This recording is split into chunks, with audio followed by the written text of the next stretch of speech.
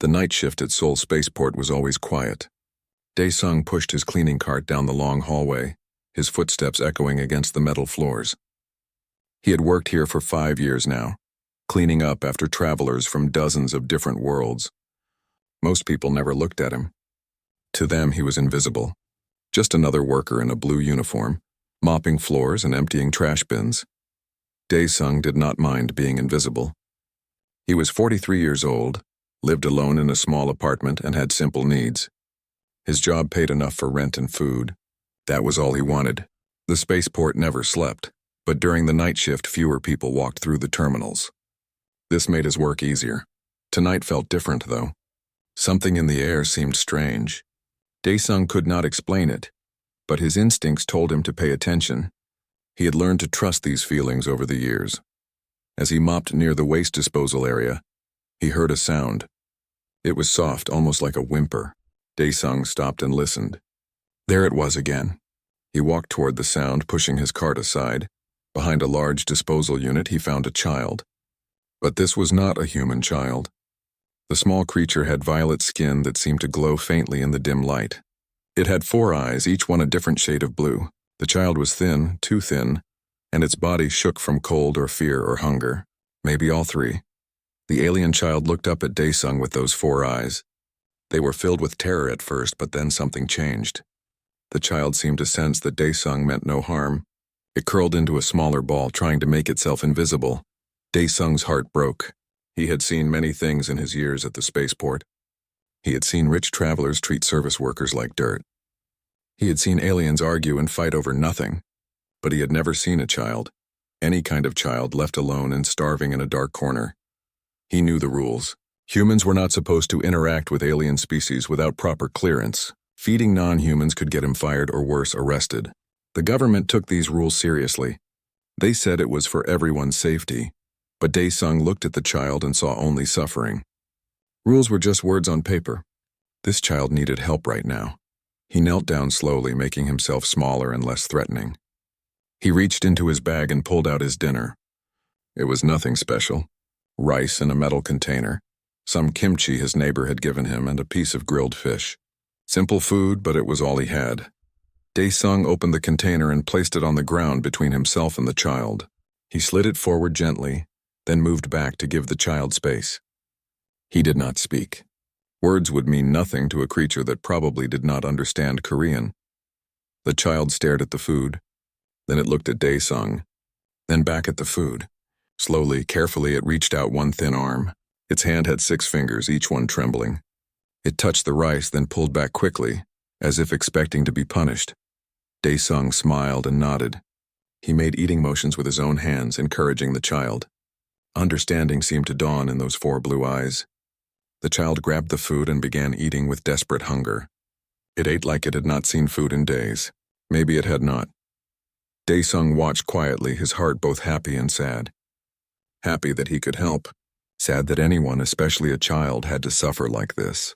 He wondered how this creature had ended up alone in a human spaceport. Where were its parents? Its people? When the child finished eating, it looked up at Dae-sung again. This time there was something different in its eyes. Gratitude. Even across species, across worlds, some emotions were universal. The child understood that this human had shown kindness when he did not have to. Dae-sung reached out slowly and touched the child's head. The violet skin felt smooth and warm. The child did not pull away. Instead, it leaned into the touch, like it was starving for kindness as much as it had been starving for food. They sat there together for a few minutes. Then Dae-sung heard voices coming down the hallway. Security patrol. He needed to get back to work before someone found him here with the child. He stood up and pointed to a better hiding spot, a small alcove behind some equipment crates. The child seemed to understand. It scurried into the hiding place, disappearing into the shadows. Dae-sung went back to his cart and continued mopping, acting like nothing had happened. The security guards walked past without stopping. They barely looked at him, just another janitor doing his job. That night, when his shift ended, Dae-sung went home thinking about the child. He wondered if it would still be there tomorrow. He decided to bring extra food just in case. The next night, the child was waiting in the same spot. When it saw Dae-sung, Those four eyes lit up with recognition and hope. Daesung smiled and pulled out 2 containers of food this time. He had prepared extra rice and vegetables along with some fruit. This became their routine. Every night for a week, Daesung brought food. Every night the child was waiting. Slowly, the child began to look healthier. Its skin became brighter. It moved with more energy. The fear in its eyes faded, replaced by trust. On the 3rd night, the child made sounds. They were not Korean words, but they sounded like attempts to communicate. Daesung made sounds back, and they had whole conversations that neither one understood. But understanding did not matter. The connection between them was real. On the 5th night, the child touched Daesung's hand and held it. Such a small gesture, but it meant everything. In that moment, they were not human and alien. They were just 2 beings who cared about each other. On the 7th night, Daesung arrived with a special treat. He had bought some sweet bread from a bakery near his apartment. The child's 4 eyes went wide with joy when it tasted the bread. It made a sound that Daesung thought might be laughter. During that visit, the child traced symbols on the dusty floor. Daesung watched carefully. The symbols looked like letters from some alien language. The child pointed to itself and traced specific symbols. A name, Daesung realized. The child was telling him its name. Daesung tried to pronounce it. The sounds were difficult for his human mouth, but he tried his best.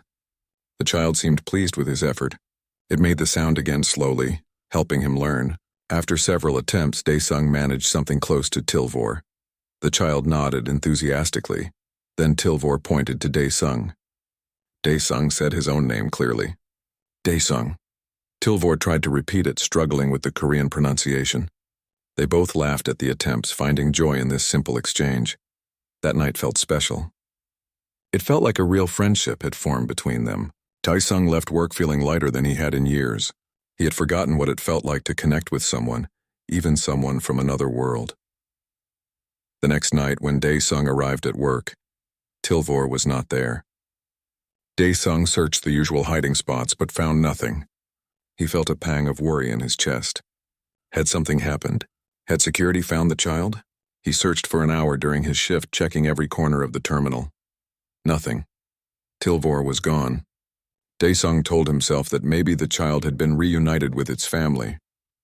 Maybe someone had finally come looking and found it.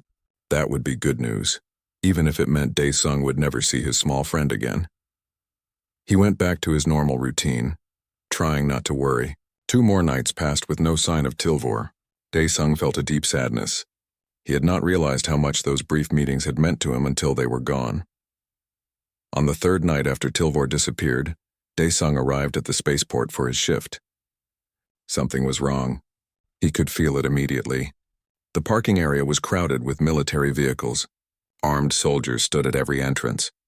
The entire port was on high alert. Daesung felt his stomach drop. Had they found out about him feeding Tilvor? Was he in trouble?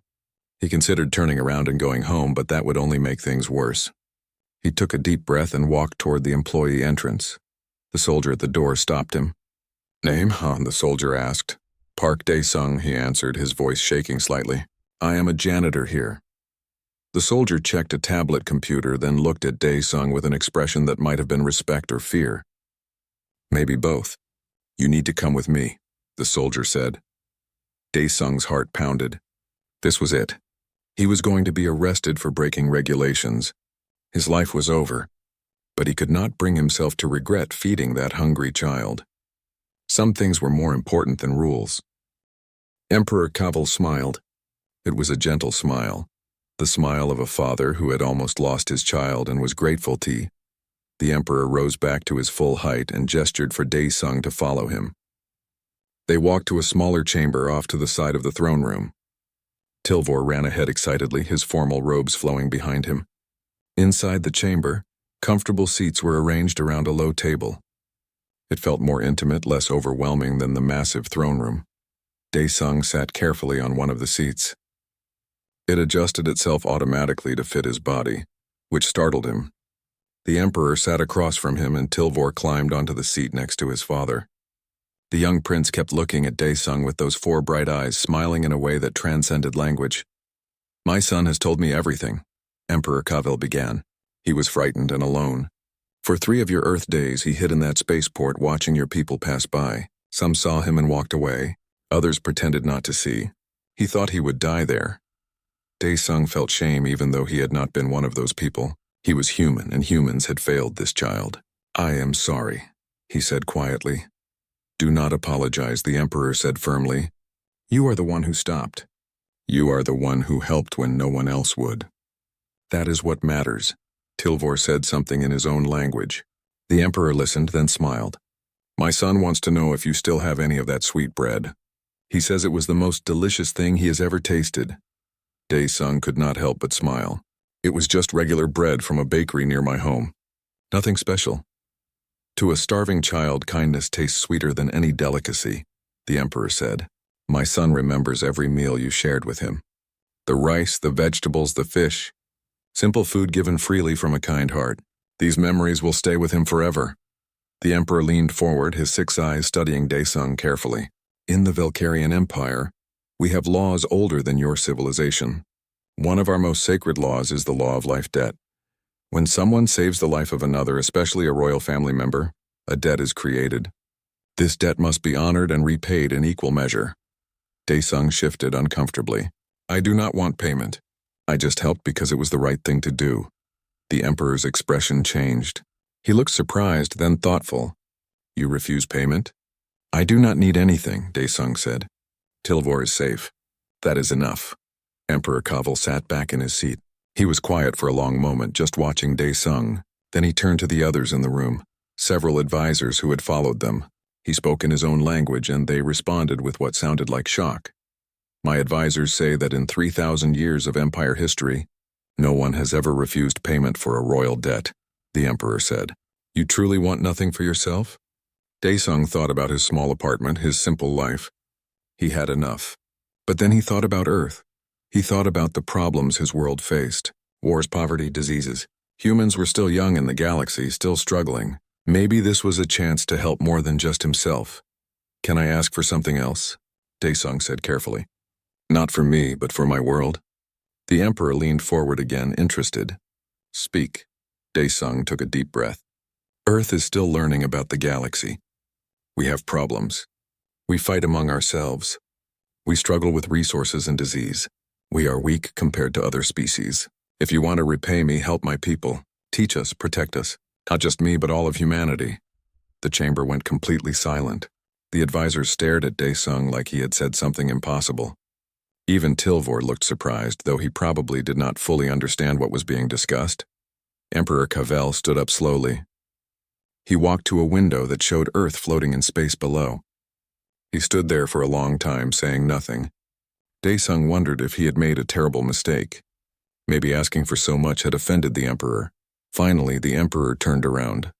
His 6 eyes were bright, and there was something in his expression that Dae-sung could not quite read. "Do you understand what you have just done?"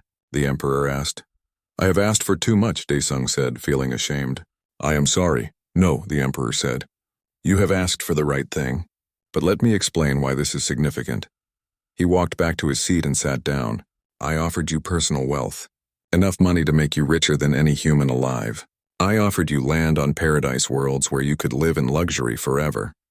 I offered you titles and power, and you refused all of it. I do not need those things," Dae-sung said simply. "Exactly," the Emperor said. "Instead you thought of your entire species. You asked for help not for yourself, but for your people. Do you know what this tells me about humans?" Dae-sung shook his head. "It tells me that humans at your best think beyond yourselves," the Emperor said. "It tells me that compassion is not just individual but collective. You saved one child and now you want to save your whole world. This is remarkable." One of the advisors spoke up in their language. The Emperor responded and they began a discussion. Dae-sung sat quietly, not understanding the words but sensing the importance of the conversation. After several minutes, the Emperor nodded and turned back to Dae-sung. "My advisors worry that humans are too primitive, too violent," the Emperor said. "They say your species still fights wars over resources and beliefs. They say you are not ready for true galactic status. They suggest I give you wealth and technology but nothing more." Dae-sung's heart sank. Of course the advisors were right. Humans were violent. They did fight. Every day, somewhere on Earth, people killed each other over land or religion or simple hatred. How could he argue against that truth? But I disagree with my advisors, the Emperor continued. Every species in the galaxy was once violent. We Valkyrians fought brutal civil wars that nearly destroyed our world. We learned slowly to be better. And do you know what helped us learn? Daesung shook his head again. It was individuals, the Emperor said. People like you who chose kindness when cruelty was easier. Who chose compassion when indifference was simpler. Change begins with individuals and then it spreads. You are proof that humans can choose to be better. The Emperor stood up again, and this time his posture was formal, official. Park Daesung of Earth, I accept your request. But I will give you more than you asked for. I will not simply help your world. I will make Earth a protected planet under Valkyrian sovereignty. The advisors gasped. One of them spoke urgently, clearly objecting. But the Emperor raised his hand, silencing them. Understand what this means, the Emperor said to Daesung. Any species that attacks Earth will be considered as attacking the Valkyrian Empire itself. We will defend your world as we would defend our own homeworld. We will share our technology, our knowledge, our resources. We will guide humanity into the galactic community not as servants or subjects, but as protected allies. Daesung could barely process the words. Protected by an empire that spanned galaxies? Technology beyond human imagination? It seemed too incredible to be real. Why? Daesung asked. Why would you do so much for us? The Emperor smiled. Because my son's life is worth no less than the future of an entire species. Because you proved that humans possess the one quality that matters most in the universe. Not strength or intelligence or technology. Compassion, kindness. The willingness to help someone who cannot help you in return. Tilvor said something, and the Emperor laughed. My son says he wants to visit Earth. He wants to see where you live, eat more of that sweet bread, and meet other humans like you. There are many humans better than me, Daesung said honestly. Perhaps, the Emperor said, but you are the one who stopped.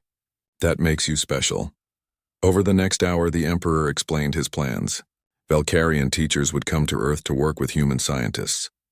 They would share technology slowly, carefully, making sure humans understood each new advancement.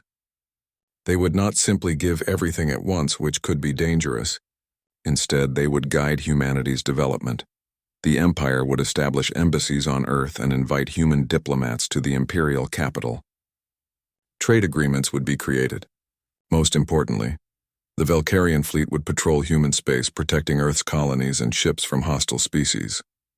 There will be opposition, the Emperor warned. Other species in the galaxy will be angry. They see Earth as weak, as a potential target for conquest or exploitation. When they learn that you are under my protection, some will test that protection. There may be conflicts. I do not want to cause a war, Daesung said, worried. You are not causing anything, the Emperor said. These species have been problems for centuries. They prey on weaker worlds. It is time someone stood up to them. Earth will be that statement. Any species that attacks you will be destroyed. 1 or 2 examples, and the galaxy will learn to leave humans alone. The Emperor stood and extended his hand in a gesture that was surprisingly human-like. Daesung stood and took the hand. The Emperor's grip was firm but gentle. You saved my son with simple food and kindness, the Emperor said. I will save your species with power and protection. This is how debts are repaid in the Valkyrian Empire. Tilvor jumped down from his seat and ran to Daesung, hugging his leg. The young prince said something in his language, speaking quickly and excitedly. The Emperor translated.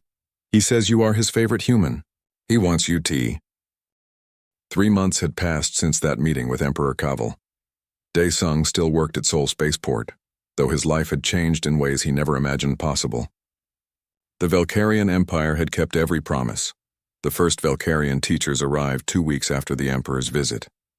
They came quietly without ceremony, which Daesung appreciated. The teachers were scholars and scientists who had studied humans and learned Korean specifically for this mission. They met with Earth's best scientists in special facilities built specifically for the knowledge exchange. Daesung had visited one of these facilities once, at the invitation of a scientist named Tae-hyun. Tae-hyun was a young physicist who had been chosen to learn about Valkyrian energy systems. He was brilliant but also kind, and he treated Daesung with respect that many others did not. They are teaching us things we thought were impossible, Tae-hyun had said, his eyes bright with excitement. Energy that does not pollute. Medicine that can cure diseases we thought were incurable. Materials stronger than anything we have ever made, and they are teaching us carefully, making sure we understand not just how but why. The changes were already visible. New hospitals were being built using Valkyrian designs. The first clean energy plants were under construction. Ships capable of faster-than-light travel were being assembled in orbit. Humanity was advancing rapidly but not recklessly.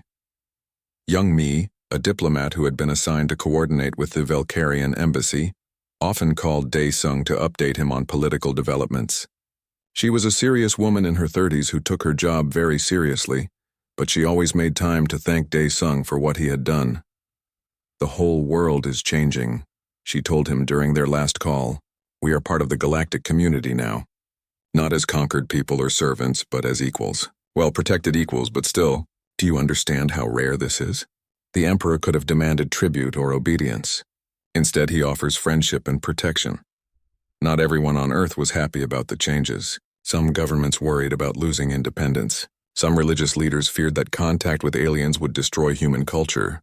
Some military commanders did not trust the Valkyrian protection and wanted Earth to build its own defenses. But most people were grateful. Most people saw the new hospitals saving lives, the new energy ending pollution, the new technology making life easier. Most people understood that humanity had been given an incredible gift. The gift came with a price, though. Other species in the galaxy were watching, and not all of them were happy. The first attack came 6 weeks after the Emperor's announcement. A species called the Drex, known for raiding weak planets, sent 3 warships to a human mining colony on Europa, one of Jupiter's moons. The colony had only basic defenses and fewer than 1,000 people. It would have been an easy target, but the Valkyrian fleet was watching. Dae-sung learned about the attack from the news. He watched the footage with millions of other humans. The Drex ships approached Europa, their weapons charging. Then suddenly 3 Valkyrian warships appeared from nowhere. They had been cloaked, invisible, waiting. The battle lasted less than 5 minutes. The Valkyrian ships moved like dancers, graceful and precise. Their weapons fired beams of light that cut through the Drex vessels like paper. 2 Drex ships were destroyed completely.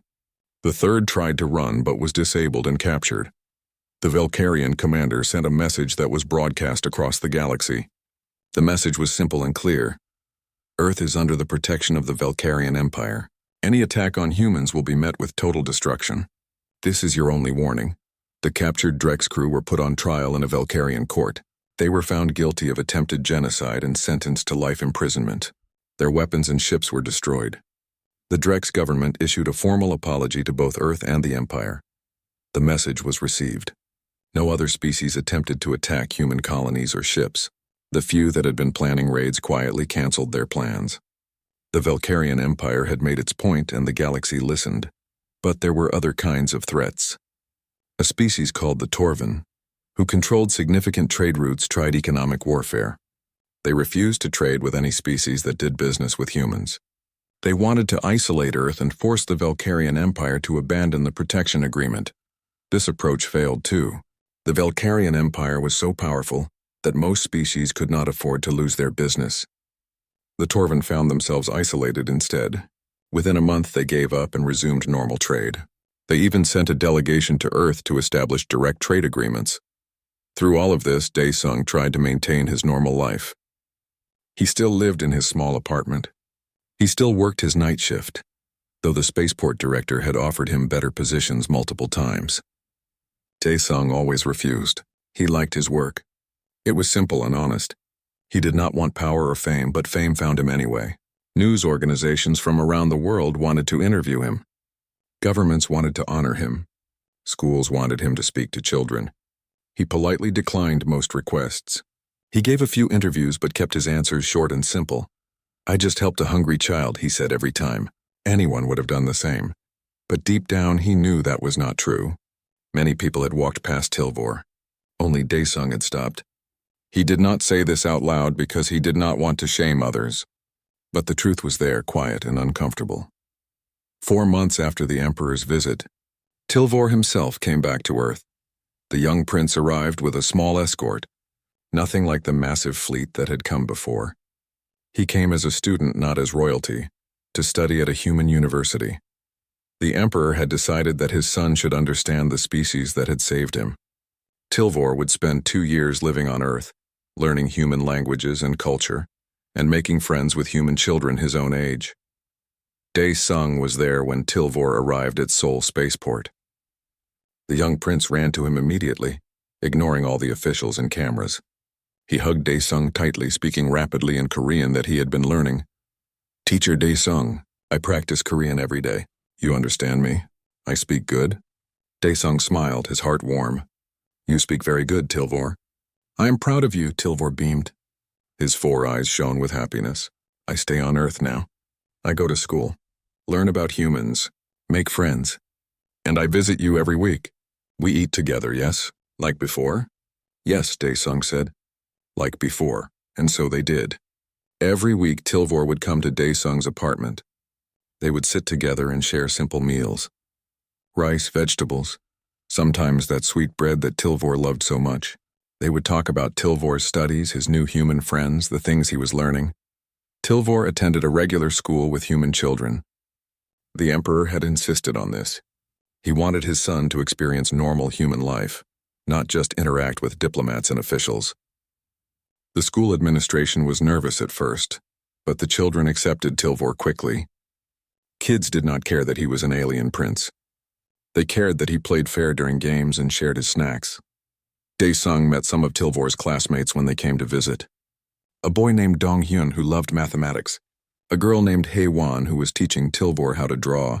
Another boy named Byung Ho who played soccer with Tilvor during lunch. Normal children living normal lives, with one of them happening to be from another world. This was what the Emperor wanted, Dae Sung realized. Not grand gestures or formal ceremonies, just normal interaction, just friendship. This was how you built real understanding between species. The technology sharing continued. Earth scientists worked with Valkyrian teachers to develop new medicines. The first disease they cured completely was cancer. A simple injection based on Valkyrian medical knowledge could now eliminate cancer cells without harming healthy tissue. The treatment was made available worldwide, free of charge, funded by the Empire. Thousands of lives were saved in the first month alone. Millions would be saved in the years to come. Dae Sung thought about this often. One act of kindness had led to this. One shared meal had created a chain of events that was now saving millions of people. The second disease eliminated was malaria. Then tuberculosis, then dozens of others. Valkyrian medical technology was hundreds of years more advanced than human medicine. Diseases that had killed billions throughout human history were becoming extinct. The energy revolution was just as dramatic. The first Valkyrian-designed power plant came online in South Korea. It produced enough clean energy to power the entire country with no pollution, no waste, and no danger. More plants were being built around the world. Within 5 years, Earth would have unlimited clean energy.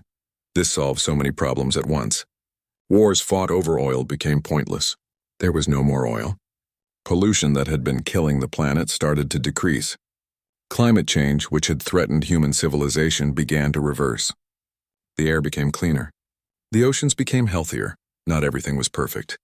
Some people lost jobs as old industries became obsolete. The Valkyrian Empire and Earth governments worked together to create transition programs, training people for new jobs in the new economy. It was not always smooth, but it was happening. Some countries resisted the changes more than others. They worried about losing their power or their independence. The soldier led Dae Sung through corridors he had cleaned 1,000 times. But now they looked different. Every hallway was filled with armed personnel. Some wore Earth military uniforms. Others wore armor that Dae Sung had never seen before. The armor was silver and seemed to glow with its own light. These were not human soldiers. Dae Sung's legs felt weak. He wanted to ask what was happening, but his throat was too dry to speak. The soldier walking beside him said nothing. His face showed no emotion, giving Dae Sung no clue about what awaited him. They passed through the main terminal. Dae Sung saw his co-workers standing in groups, whispering and pointing. He spotted his supervisor, Ji Won, a woman who had worked at the spaceport for 20 years. Her eyes went wide when she saw Dae Sung being escorted by the soldier. She looked like she wanted to say something but was too afraid. The soldier led him to an area Dae Sung had never entered before. The VIP diplomatic section. Only important people from other worlds were allowed here.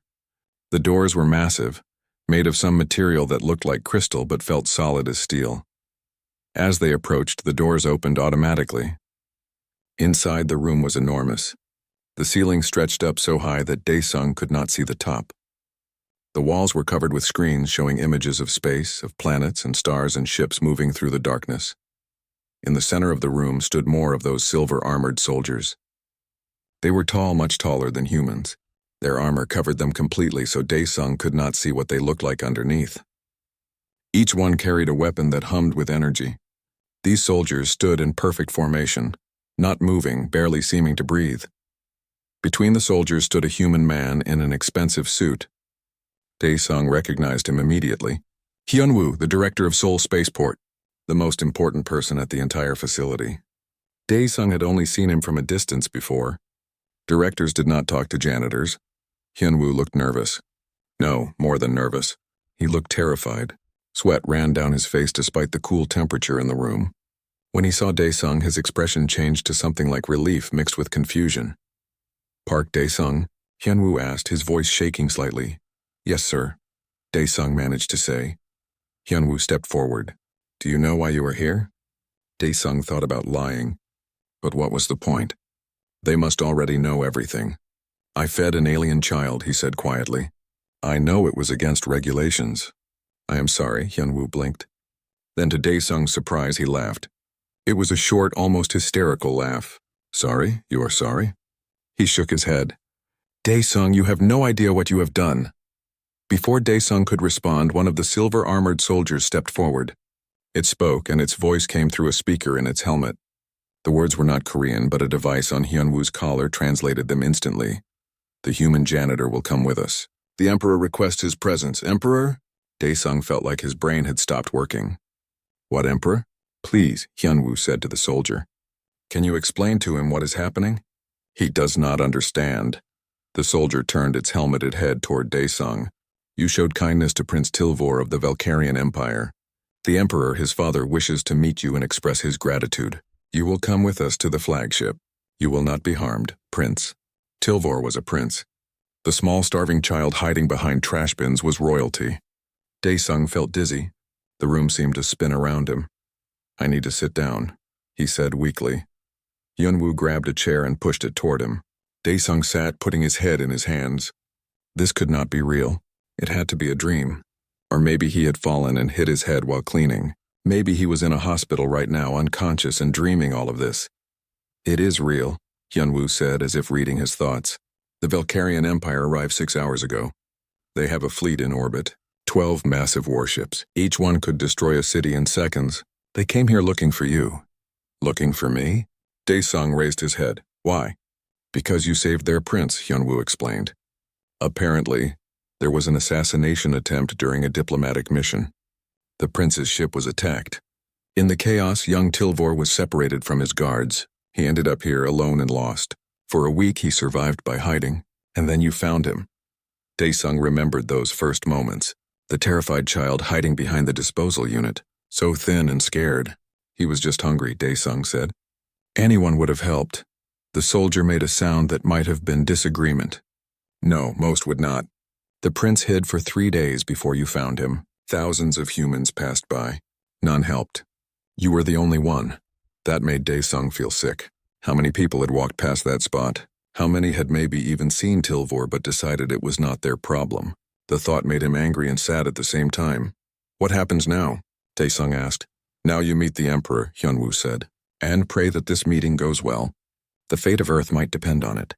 Those words sent ice through Daesung's veins. The fate of Earth? He was just a janitor. He cleaned floors. He emptied trash. He was nobody important. How could anything he did affect the entire planet? But he had no choice. The soldiers surrounded him, not threatening but leaving no room for argument. They escorted him out of the spaceport and onto a transport ship. The ship was small but moved fast. Through the window, Daesung watched as Seoul grew smaller below them. Then he saw space. Real space, not on a screen or in pictures. The darkness stretched forever, filled with countless stars. And among those stars he saw the ships. The Valkyrian fleet hung in orbit like giant monuments. Each ship was the size of a city. Their hulls were silver, covered in patterns that seemed to move and shift. Lights pulsed along their surfaces in rhythms Dae-sung could not understand. These were not just machines. They were works of art, beautiful and terrifying at the same time. The transport ship approached the largest vessel. As they got closer, Dae-sung realized just how massive it truly was. His mind could not fully grasp the scale. This ship could hold millions of people, maybe tens of millions. They docked at a port on the side of the flagship. The doors opened and Dae-sung was led into corridors that made the Seoul spaceport look tiny. Everything was huge. The ceilings were so high that clouds could form inside. The walls were covered with displays showing thousands of images at once. More soldiers lined the corridors. These ones were different from the guards he had seen before. Their armor was decorated with symbols that glowed. They carried larger weapons. As Dae-sung passed, each soldier placed a fist over their chest in what seemed like a salute. They were saluting him, a janitor from Earth. The absurdity of it almost made him laugh, but he was too nervous to find anything funny right now. The group reached a set of doors that stretched up for hundreds of feet. They were made of metal that looked like gold but probably was not. Patterns were carved into the surface, depicting battles and celebrations and things Dae-sung could not identify. The doors opened slowly, and Dae-sung entered the throne room. The space was so large that it took his breath away. The ceiling was transparent, showing the stars and Earth hanging in space below. Thousands of beings filled the room. Aliens of dozens of different species, all dressed in formal clothing or armor. They stood in organized groups watching as Dae-sung entered. At the far end of the room, on a raised platform, sat the throne. And on that throne sat Emperor Kaval. The emperor was enormous, easily 10 feet tall, maybe more. His armor was silver like his soldiers, but far more elaborate. It was covered in gems that pulsed with light. On his head sat a crown that seemed to be made of solidified starlight. His face was visible, and it was not human. His skin was deep purple, and he had 6 eyes instead of 4 like Tilvor. But those eyes held the same intelligence and emotion that human eyes did. Beside the throne, standing and smiling, was Tilvor. The young prince wore formal robes now, and his violet skin looked healthy and bright. When he saw Dae-sung, his 4 eyes lit up with joy. The emperor rose from his throne. The entire room fell silent. The only sound was the emperor's footsteps as he descended from the platform. Each step echoed through the massive chamber. He walked toward Dae-sung, and with each step, Dae-sung felt smaller. Not because the emperor was intimidating, though he was, but because Dae-sung suddenly understood the weight of this moment. This being ruled an empire that spanned galaxies. He commanded power beyond human imagination, and he was walking toward a janitor from Seoul. The emperor stopped a few feet away. He looked down at Dae-sung, studying him with those 6 eyes. The silence stretched on, and Dae-sung felt like his heart might explode from beating so hard. Then the emperor did something unexpected. He knelt down on one knee, bringing his eyes level with Dae-sung's. The entire room gasped. Apparently, this was shocking even to the aliens present. When the emperor spoke, his voice was deep and powerful, but also warm. The translation device made his words clear. "Park Dae-sung," the emperor said. "You saved my son's life. You asked for nothing in return. You risked your own safety to show kindness to a stranger. By the laws of my people, I owe you a debt that can never be fully repaid. But I will try." Dae-sung opened his mouth, but no words came out. What could he possibly say to an emperor? But gradually, even the most resistant nations joined the new order. The benefits were too obvious.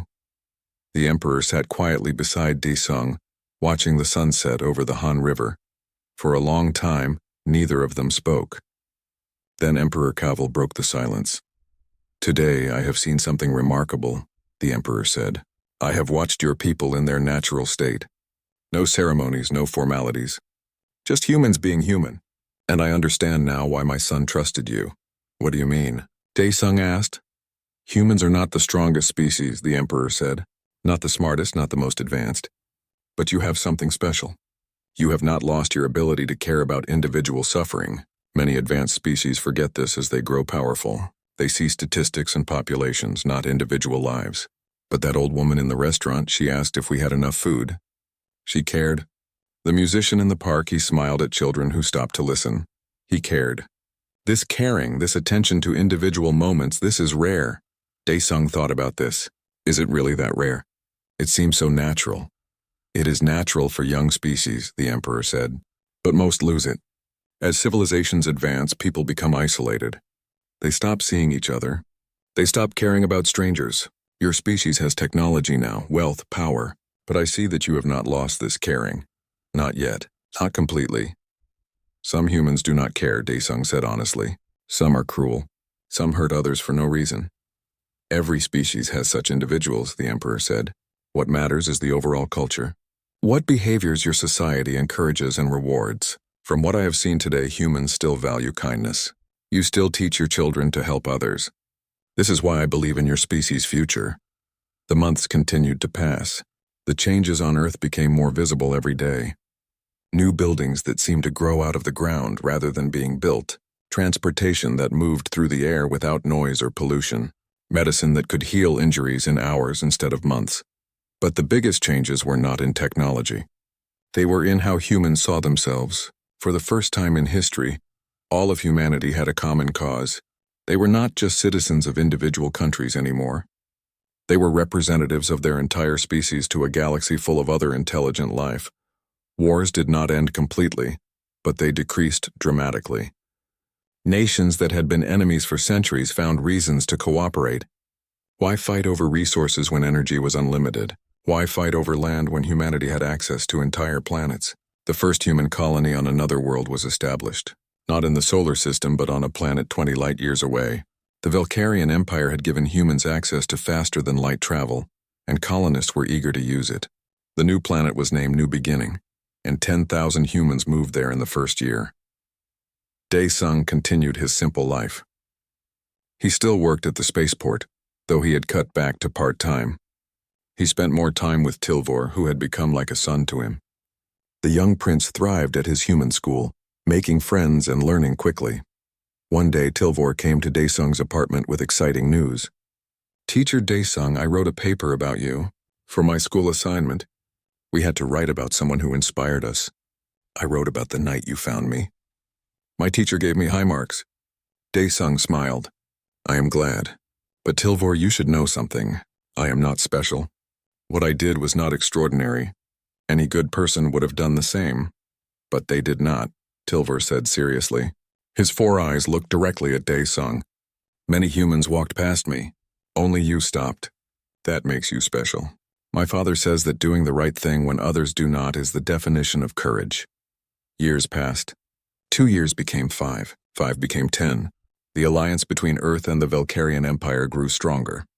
Human scientists made their own discoveries, contributing knowledge back to the Empire. Human artists created works that fascinated aliens. Human athletes competed in galactic sports. Humanity was becoming a true part of the larger galaxy. The Valkyrian Empire itself changed too. Inspired by human compassion, Emperor Cavil instituted new laws throughout the Empire. Laws protecting the weak, laws ensuring that no child of any species would go hungry or homeless, programs to help struggling worlds without expecting anything in return. Other species noticed these changes. Some were skeptical, thinking it was weakness, but others were inspired. They began to implement similar programs in their own territories. Slowly, carefully, the culture of the galaxy started to shift. Daesung grew older. His hair turned gray, then white. His body moved more slowly. He retired from the spaceport, though he still visited often to see friends. He spent his days in his small apartment, reading books and tending a small garden on his balcony. Tilvor, now grown, had returned to the Valkyrian homeworld to take on more responsibilities as prince. But he visited Earth regularly, always making time to see Daesung. They would sit together and share meals just like they had years ago when Tilvor was a frightened child, hiding in a spaceport. "I am getting old," Daesung said during one visit. "Soon I will not be here anymore." Tilvor's eyes showed sadness. "I know, but your legacy will continue. Everything that has happened, all the good that has been done, started with you." "No," Daesung said gently. "It started with your father. He was the one who chose to help all of humanity. I just helped one child." "You helped one child without knowing he was a prince," Tilvor said, "without knowing there would be any reward. That is what made it special. That is what my father saw. That is what changed everything." 1 year later, Emperor Cavil passed away. He died peacefully in his sleep after a long and successful reign. Tilvor became emperor, taking on the responsibilities that his father had prepared him for. His first act as emperor was to travel to Earth. Tilvor visited Daisung in his apartment. The old man was frail now, spending most of his time in bed. But his mind was still sharp, and he smiled when he saw Tilvor wearing the imperial crown. "You will be a good emperor," Daisung said. "Your father taught you well." "My father taught me about duty and honor," Tilvor said. "But you taught me about kindness." Both lessons were necessary. They talked for hours, about the past, about the future, about all that had changed. As evening came, Tilvor prepared to leave. He had many responsibilities waiting for him as the new emperor. But he paused at the door. "Daisung, I want to create something in your honor," Tilvor said. "Stations throughout the empire where any being, regardless of status or species, can receive food, shelter, and kindness without judgment. I will call them Daisung stations. Is this acceptable?" Daisung felt tears in his old eyes. "You honor me too much. But yes, that is acceptable. If it helps people, then yes." "It will help many people," Tilvor said, "just as you helped me."